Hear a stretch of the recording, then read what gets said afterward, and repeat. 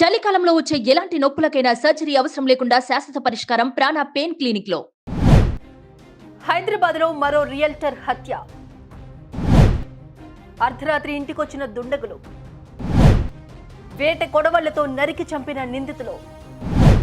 లభ్యమైన CC footage. వేట కొడవళ్లతో వెంటపడి నరకడం సినిమాల్లోనే కాదు, హైదరాబాద్ వీధుల్లోనూ అలవోకగా జరిగిపోతోంది. తరచూ ఇలాంటి హత్యలు వెలుగు చూడడం సురక్షితమైన నగరంగా పేరుపడ్డ హైదరాబాద్ ప్రతిష్టకు ఓ మచ్చలా తయారవుతోంది. తాజాగా నగరంలో జరిగిన ఓ దారుణ హత్య ఈ పరిస్థితికి అద్దం పడుతోంది. ఇంతకీ హత్యకు గురైందెవరు?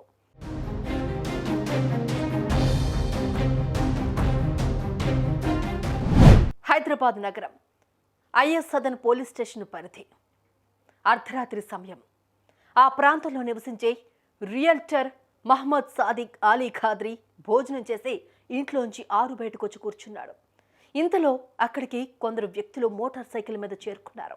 వీపు వెనకాల మోటార్ బైక్ కవర్లలో ఉంచుకున్న వేట కొడవళ్లు బయటకు తీశారు. ఒక్కసారిగా అరుగు మీద కూర్చున్న ఖాద్రీ మీదకు దూకారు.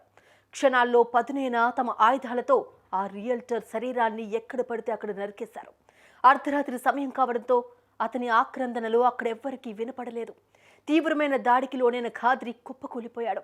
క్షణాల్లో అతని ప్రాణాలు గాల్లో కలిసిపోయాయి. భోజనం చేసి బయటకొచ్చిన ఖాద్రీ ఎంతసేపటికి ఇంట్లోకి రాకపోవడం, ఫోన్ లిఫ్ట్ చేయకపోవడంతో అతని కుటుంబ సభ్యులు బయటకొచ్చారు. రక్తపు మడుగులో నిర్జీవంగా పడి ఉన్న అతన్ని చూసి నిర్ఘాంతపోయారు. వెంటనే ఈ దారుణం గురించి పోలీసులకు సమాచారం ఇచ్చారు.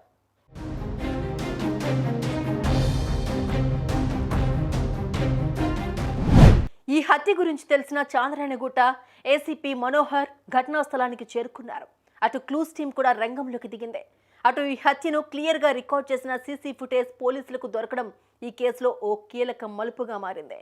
ఈ ఫుటేజ్ సాయంతో నిందితులను గుర్తించేందుకు పోలీసులకు కాస్తంత వెసులుబాటు దొరికింది.